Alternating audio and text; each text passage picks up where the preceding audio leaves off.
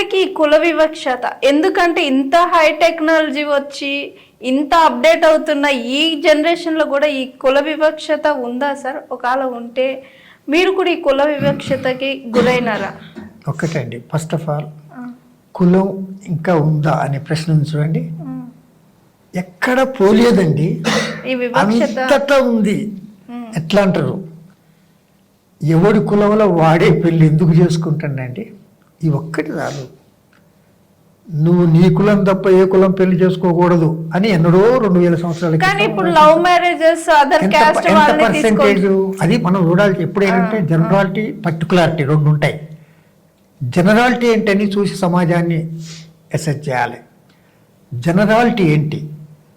ఎవరి కులంలో వాడు పెళ్లి చేసుకోవటమే జనరాలిటీ. నువ్వు ఇతర కులంలో పెళ్లి చేసుకుంటే అవి డిస్టర్బ్ కావటము, డిస్టర్బ్ చేయటము, చంపటము, చావటము ఇప్పటికీ జరుగుతుంది.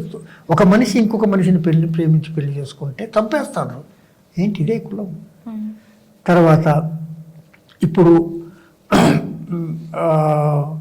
ఎవరి కులాన్ని వాళ్ళు ఆర్గనైజ్ చేసుకుంటున్నది మనం చూస్తూనే ఉన్నాం.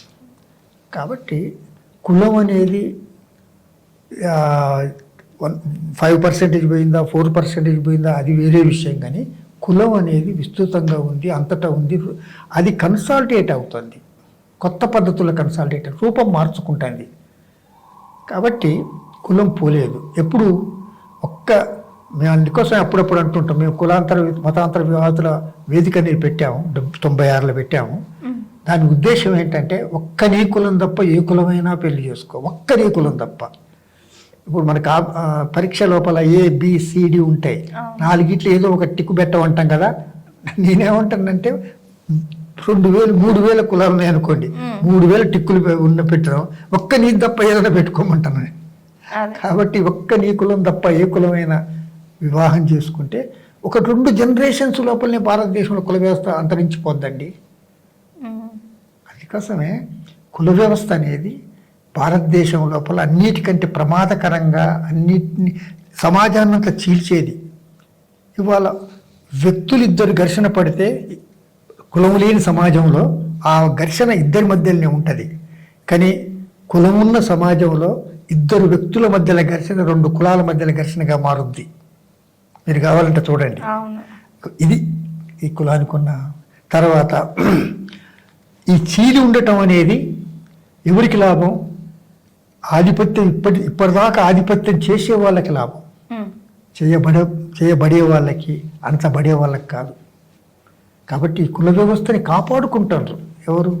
ఆధిపత్య కులాలకు సంబంధించిన వాళ్ళు. ఇది జనరల్గా కులానికి సంబంధించిన. అయితే ఇదన్నీ మేము దాదాపు చిన్నప్పటి నుండే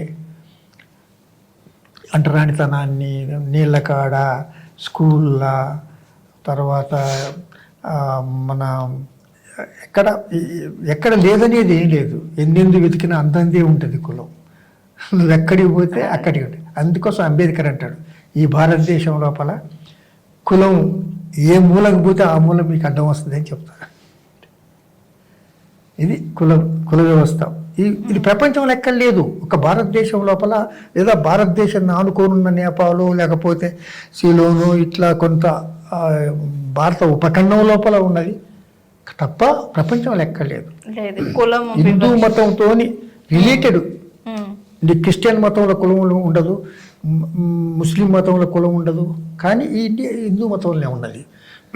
అయితే క్రిస్టియన్లలో కూడా మాల క్రిస్టియను, మాది క్రిస్టియను, రెడ్డి క్రిస్టియన్ అట్లా ఉండదు కదా. అంటే ఈ హిందూ మత ప్రభావం అది. ప్రపంచంలో ఇతర దేశాల్లో, అమెరికాలో, బ్రిటన్లో, ఫ్రాన్స్లో అక్కడ లేవు. ఎందుకు లేవు? అక్కడ ఆ మతం కులాన్ని ఆశ్రయించలేదు.